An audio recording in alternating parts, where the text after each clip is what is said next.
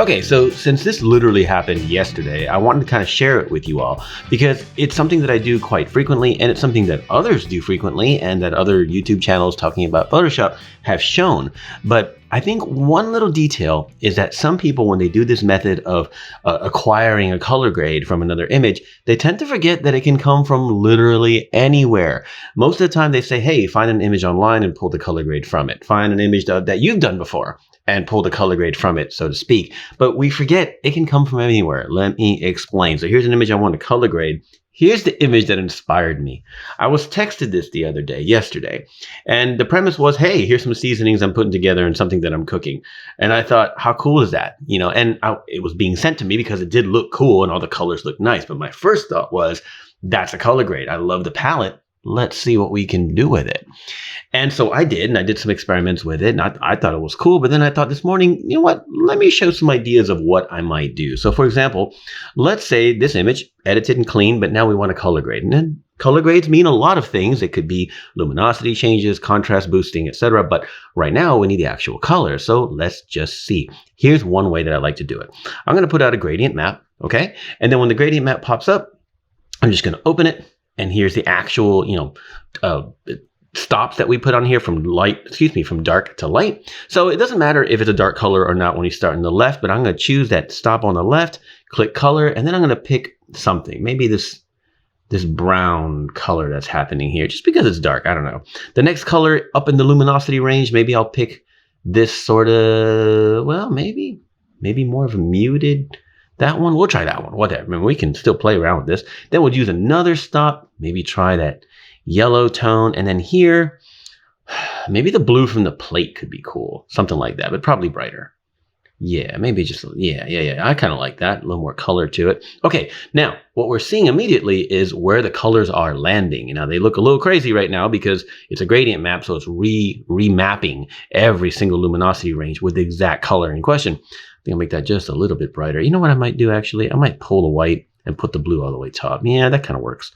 But I'm going to make it a little bit more intense, something like that. And then again, I can play around with how stuff is landing. And I can even add another color. Maybe I will. Maybe here, I'll add this sort of burnt sienna thing going on. A little strong, but that's fine. We can still move things around until we get a blend that sort of works. Might even move this in a little bit. All right, so, do I know if this works yet? No, but we're going to hit OK.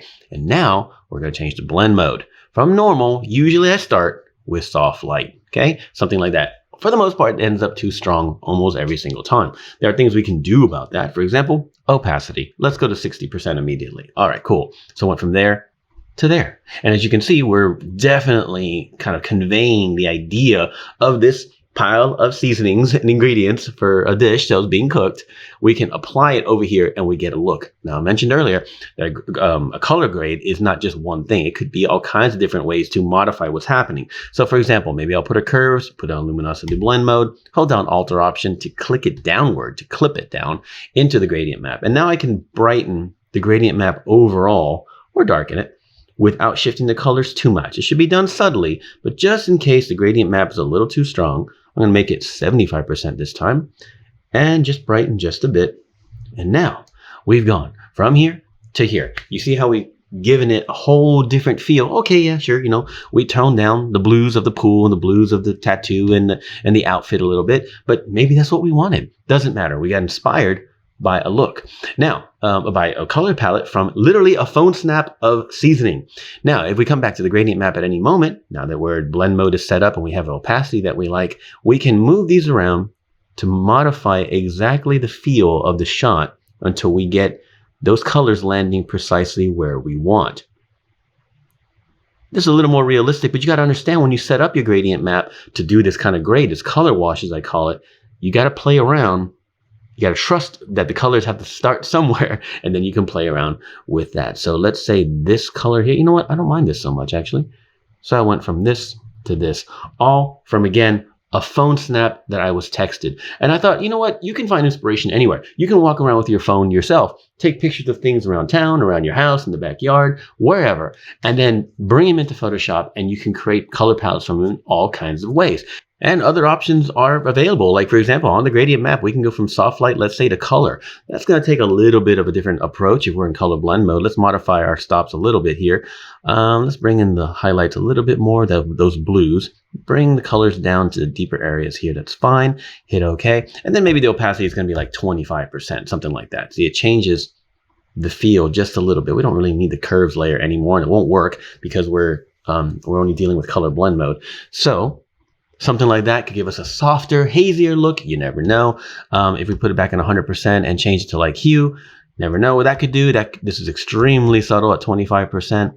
No problem there. You can also go more intense and go to overlay. That'll add a lot of tonal contrast as well as washing the color. But again, lower opacity is going to be important. Doesn't matter. I got a photo texted to me of some seasonings. I thought it was pretty, and I started playing around with that color grade. So many other things you can do, but I wanted to show that because it's creative, it's exploratory, and it can really lead to some inspiration that maybe you didn't see coming.